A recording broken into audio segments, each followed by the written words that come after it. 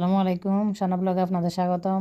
আমি আজকে অনেক মজাদার একটা মিষ্টি অথবা ডেজার্ট যেটাই বলা যায় রেসিপি করে দেখাবো। এটা খেতে অসম্ভব মজা হয়েছে।